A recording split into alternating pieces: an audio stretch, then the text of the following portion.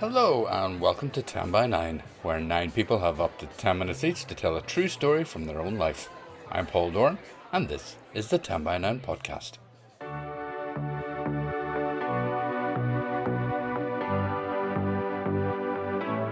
It's been a really busy time for 10 by 9 with 4 events in 1 week recently, including 2 at our beloved Black Box, which has been celebrating its 18th birthday. So, happy birthday to the Black Box.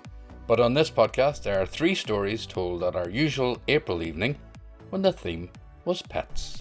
It was only when Patch brought the stone back and placed it deftly on the soldier's boot again that the penny dropped as to what had happened. He shouted out to his comrades to stand down. "It was the bloody dog, sir!" I saw the lorry driver pulling on his horn. The horn sounded, the brakes screeched, the lorry slowed, slicing through the scene. This was dog territory, and the life expectancy for any cat was not great. That sounds like a familiar voice at the end. All will be revealed later. But first, I just wanted to say hello to Carol Norney from Durham in North Carolina, who came to our recent event to say hello. It was a delight to meet you, Carol. So glad your visit to Belfast coincided with the 10 by 9. Good to know the events page on the website is doing its job. Anyway, on with the podcast, and our first story comes from a first-timer. Some context for younger listeners if it's needed. There was a 30-year conflict here that ended in the 90s, and armed British soldiers were routinely on the streets on patrol. You did know that, didn't you? Here's Ciaran McAlinden. Growing up in Lurgan, we always had dogs around us. Some loved, some not so much. Yes, we had a few glipes in our time, none no more than my mum's Pomeranian. We always referred to it as the wee shit of a dog, which was the main reason for many years my mum would go around telling everyone that it was a Shih Tzu. Of course, she pronounced it Shih Tzu. It had the infamy of having licked my girlfriend, now wife's, face one Christmas when she lay sleeping on the couch.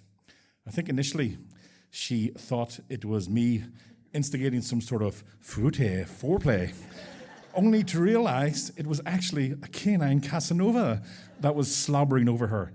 And she completely freaked out. And for about 10 minutes, the whole family stood back, convinced that she suffered from Tourette's syndrome. But our favourite dog by far was Patch, a monochrome Springer Spaniel. And only for the fact you knew he was canine, you'd have swore this dog was half human. Patch loved nothing more than playing fetch.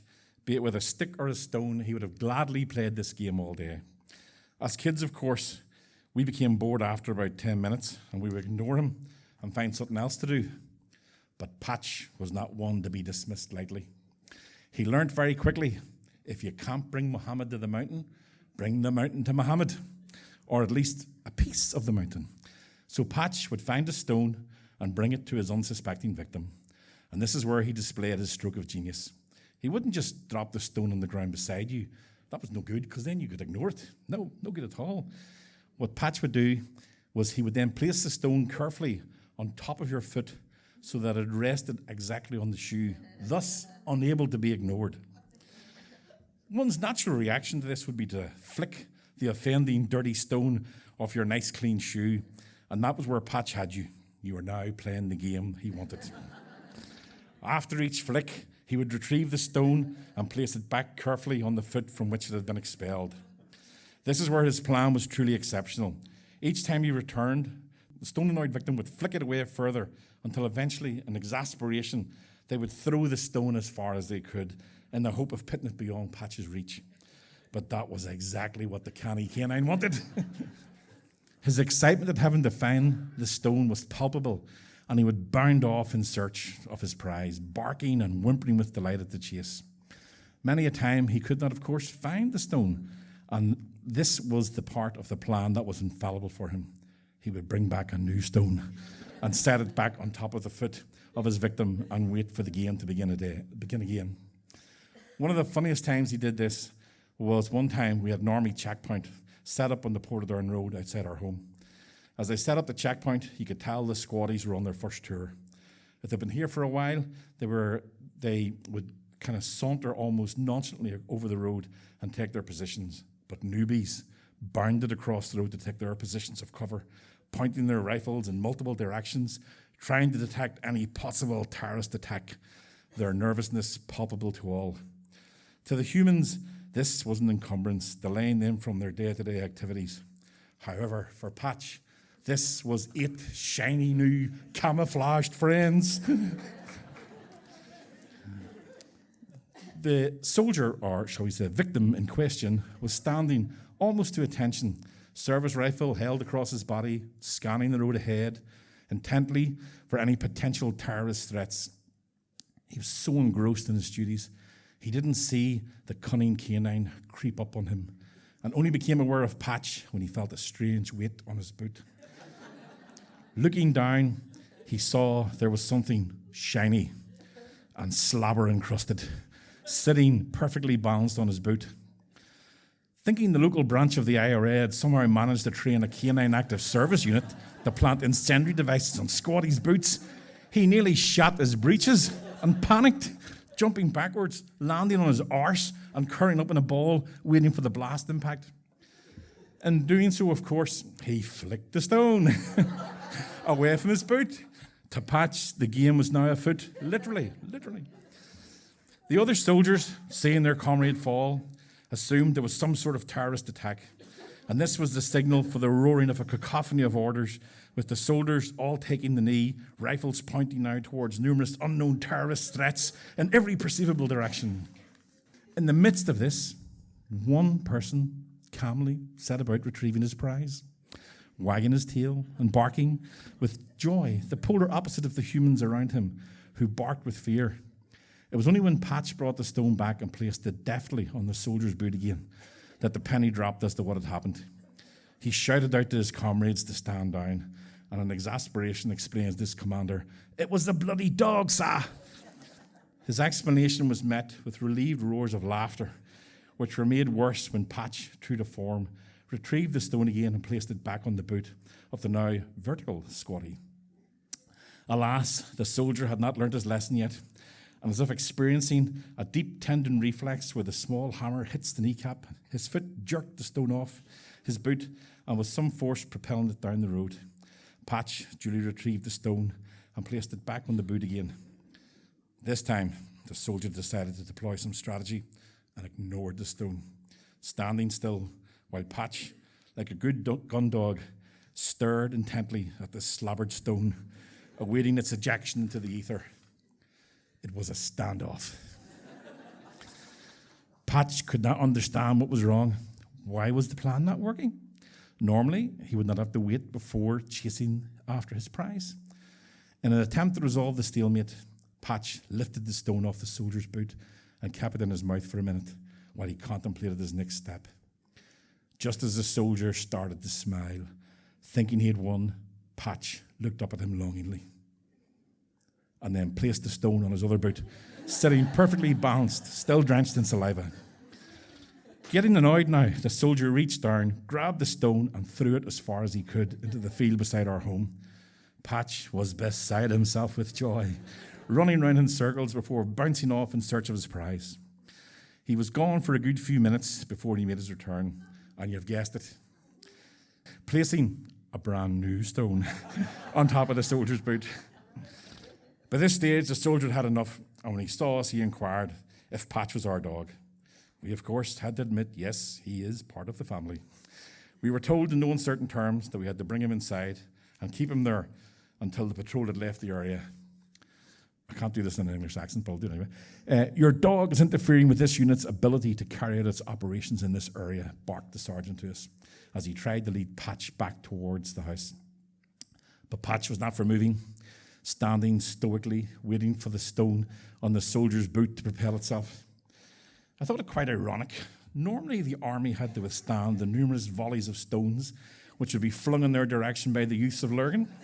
And here was Patch offering the chance to retaliate and throw a stone back, and they were turning it down.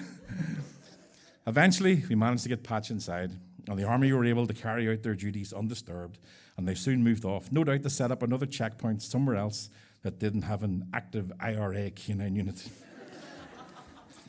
I always wondered afterwards, if Jerry and Martin had been there that day and saw that all it would take was an army of stone-obsessed dogs to disrupt military operations in Northern Ireland, then the history of the occupied 6 counties could have turned out very differently. But we will never know. I'm building up to the big finish there. You'll like it, not a lot. Alas for them, Patch had no political affinities, nor aligned himself behind orange or green. He was bipartisan, but only with bipeds. If you didn't have a foot or two, you were useless to him. Patch couldn't have cared less for the politics of the day. His was a simple mantra. Not for him, Chucky or La. No, for Patch, his mantra was much more simple. Chucky my stone.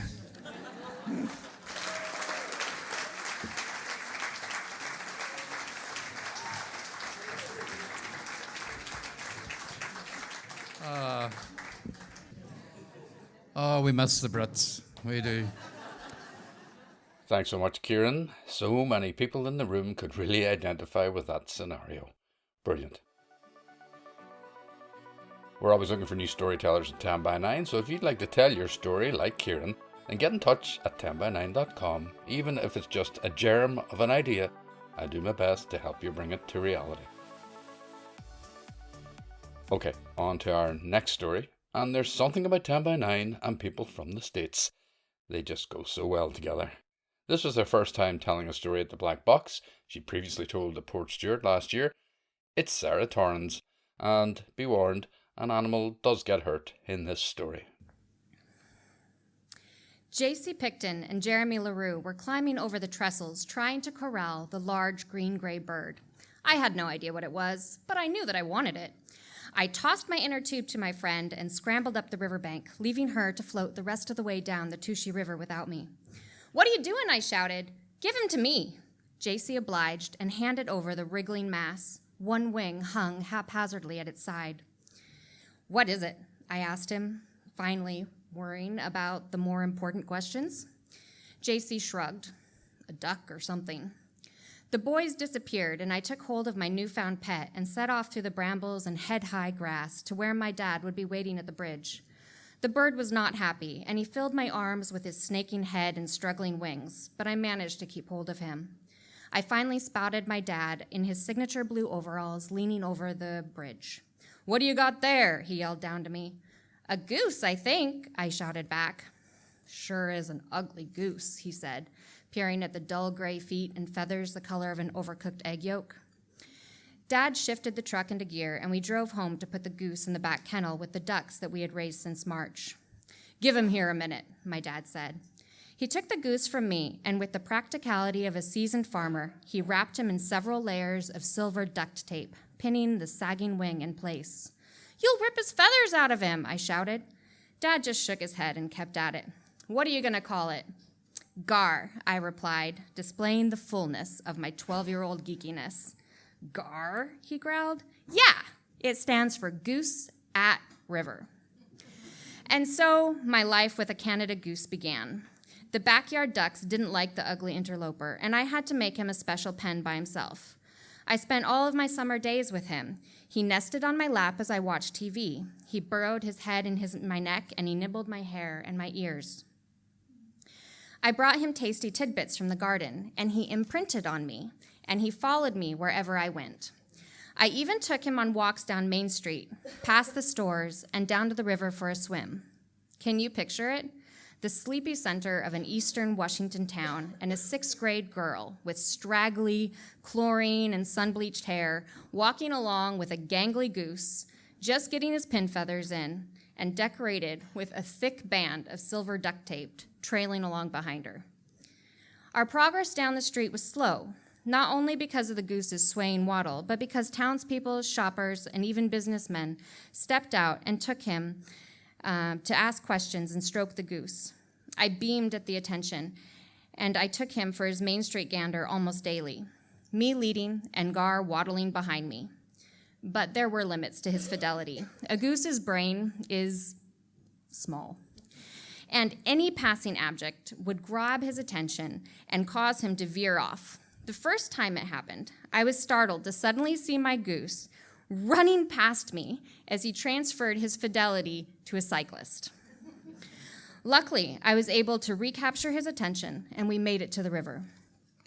One day, after taking the duct tape off, my dad having decided that the wing was likely mended, I decided to walk Gar down to our farm and swim at the river with our ducks. Gar loved the duck flock in the river there so much that he wouldn't come back to me. I only got him separated from the ducks after herding the entire flock out of the river and back through the pasture. Unperturbed, I set off with him home, following along behind me down our busy road. Halfway home, there was a small trailer house set back under giant locust trees where the owners raised chihuahuas, and they usually had 3 or more of them yapping and jumping about. I knew that the barking might bother Gar, and so I crossed the street and continued walking home, with the flow of traffic, but farther from the trailer.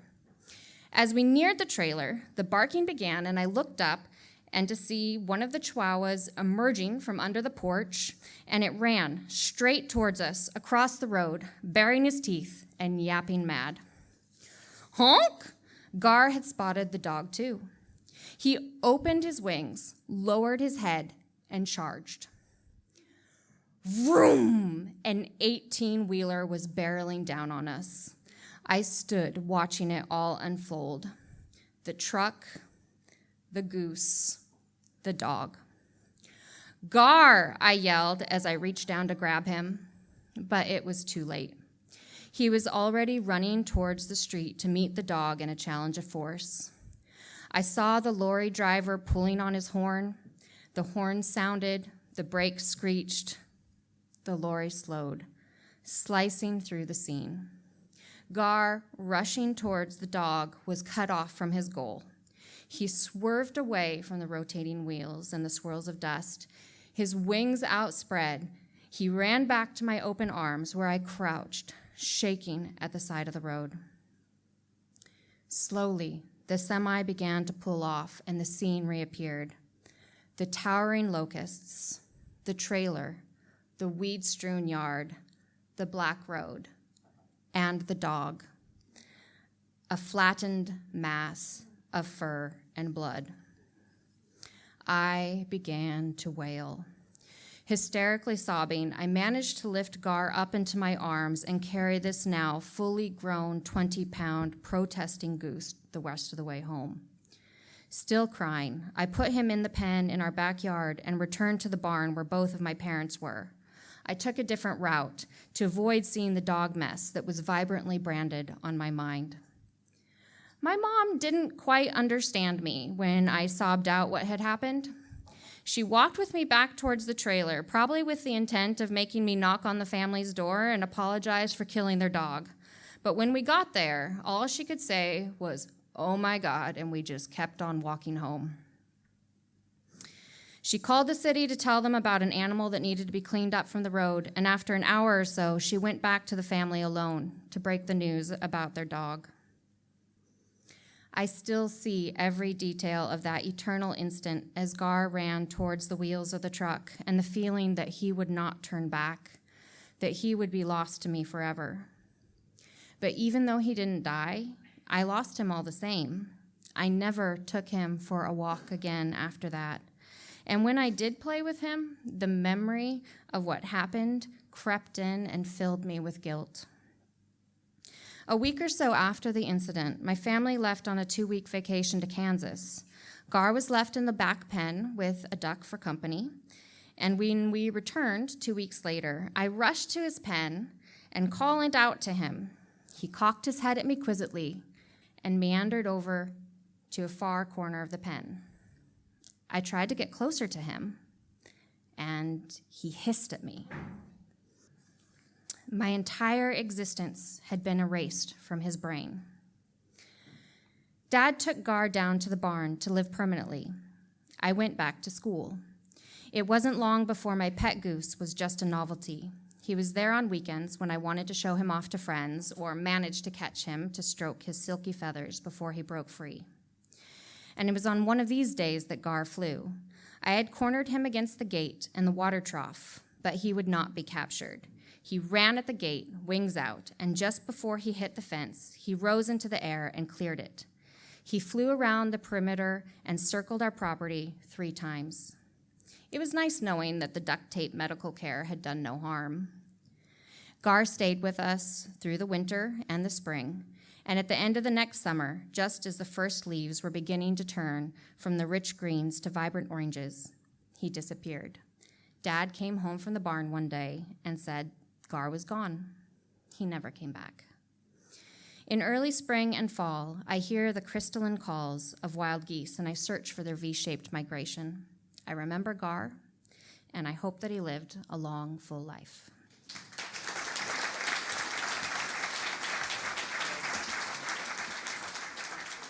Ah, Sarah.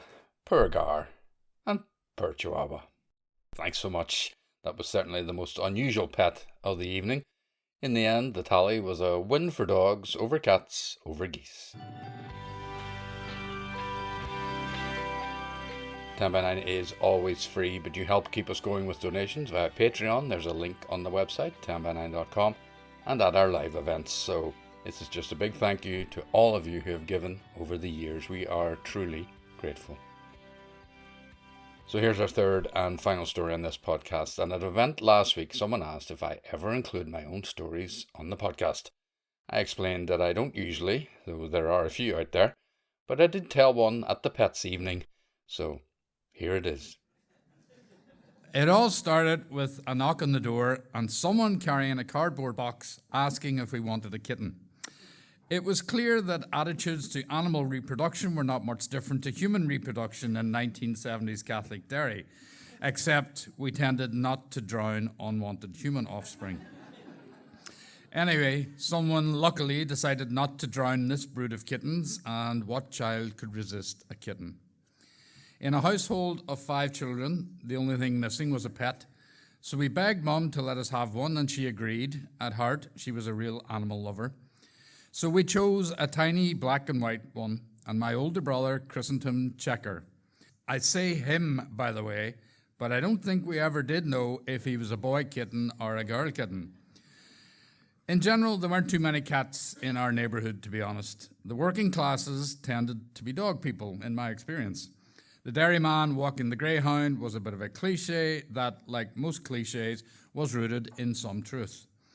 Our next-door neighbour did have cats, and as she was rarely at home, the job of feeding them fell to us as good neighbours.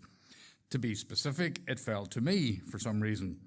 The cats lived in the coal shed at the back of the overgrown, always dark house.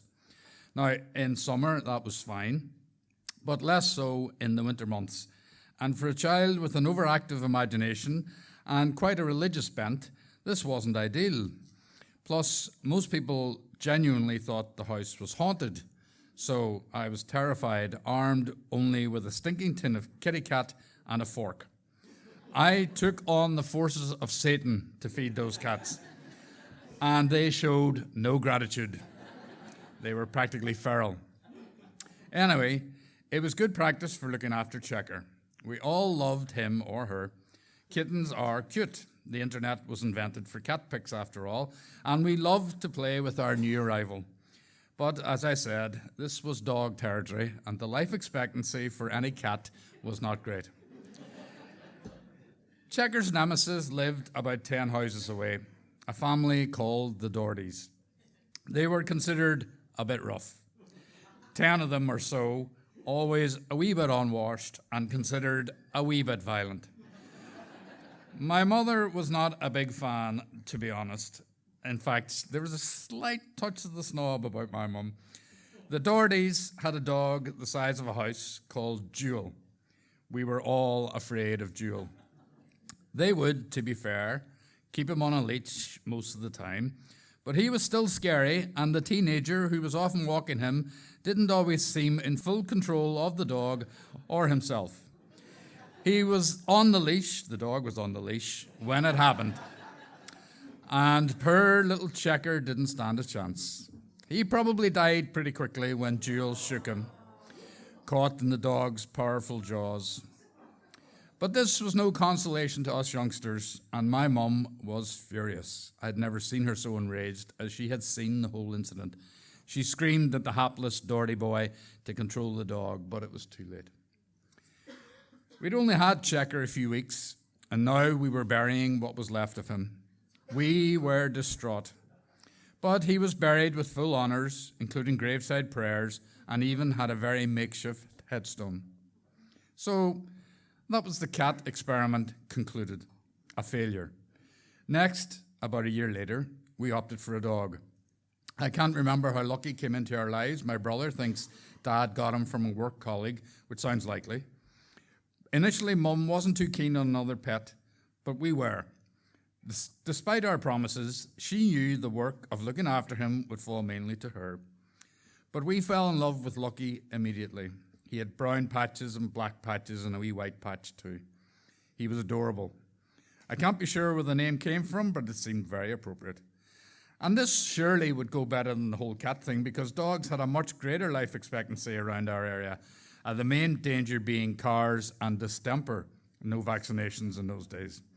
However, Mum was adamant about some things. Dogs did not belong inside the house, and certainly not for sleeping. So Lucky the puppy was locked in the coal shed at night.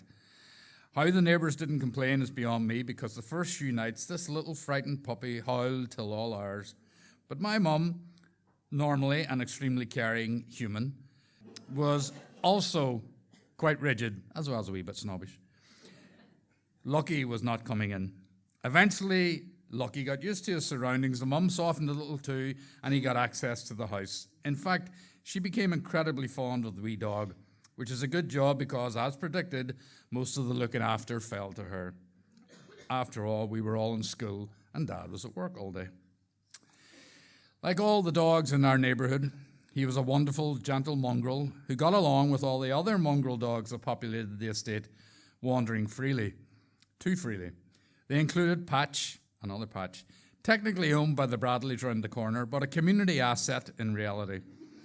He was a black and white dog, loved by everyone. And then there was Texas, who was low-lying but could leap fences to get at a passing car with no fear. Lucky was learning some bad habits from his contemporaries. He started chasing cars and had a few near misses. But more worryingly, he developed a fondness for chasing sheep. As I said, we lived in Derry, but we were on the edge of the city with a lot of farmland nearby. I think it was this that did for Lucky in the end, but we can never be sure. One day my sister and I came home from school. Mum was on her own. "Where's Lucky?" we asked. "Your father has taken him to live on a farm as it was too dangerous for him round here." Now, she said it in a no-nonsense fashion and tried too hard to justify this decision to relocate the dog we loved. My sister and I were in floods of tears, and I remember we kept asking why. But she continued to justify it. It was for his own good. He'd only get knocked down around here. He needed more space to run around. He's better off where he is. He's much happier, etc., etc. She had her story, and she was sticking to it, and of course, we believed her. We were children. So that was the dog experiment over with, and we never did get another pet. Many, many years later, I asked my mother about what really happened to Lucky. You see, we knew he never went to a farm to see out his days, but we also knew he hadn't been run over, as someone in our street would have told us, and he hadn't been sick and needed put down, or we would have noticed. So what happened? Mum was now in her 70s, and we were all very grown up, and yet your father took him to live on the farm, is what she said. She never wavered. No matter how many times she was asked, always the same. She would have made an excellent spy. Even on her deathbed, she stuck to her story. So, who knows? Maybe Lucky did see out his days in a rural paradise, helping round up sheep, chasing squirrels, and bounding through fields of barley. Maybe, but not likely.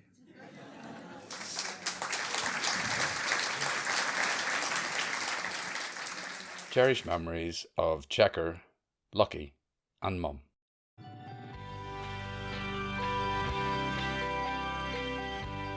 And that's it for this podcast. Check out all the upcoming events on our website, which is 10by9.com. They are updated regularly, and also be sure to follow us on Twitter, Facebook, and or Instagram. Thanks as always to everyone who makes 10by9 happen: Margaret, Leanne, and substitute DJ Young Jake. The wonderful team at the Black Box. Here's to at least another 18 years. The 10x9 audience, which is so supportive and warm. And of course, all our storytellers. But the biggest thanks this week goes to Ciaran McAlinden, Sarah Torrens, and I suppose, me. I'm Paul Doran, and I'll be back with another podcast soon. But for now, bye-bye.